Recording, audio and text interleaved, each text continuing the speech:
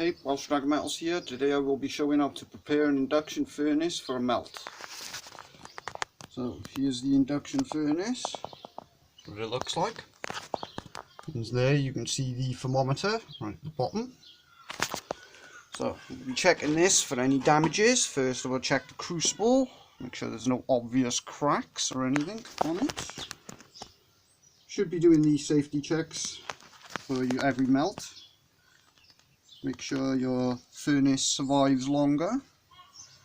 So this is in good condition, as you can see. No cracks or obvious deformations. Just checked in the chamber, there's nothing wrong in there, so can load that up. We'll be loading this with this material also for a melt in about an hour from now. This is a zinc aluminium mix. All going in there.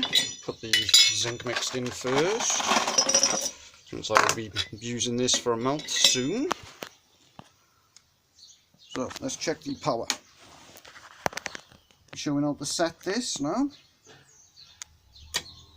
Right, it's already set to 920. I want it lower than that. So let's set that. You can see what I'm doing here.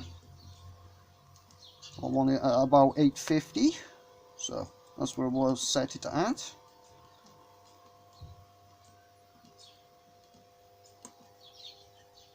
Up.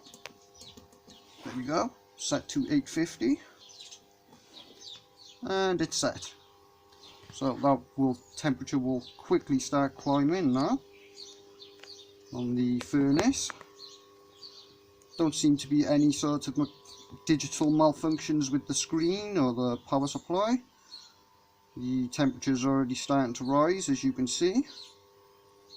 It's going from 18 to 19 degrees. It will heat rapidly.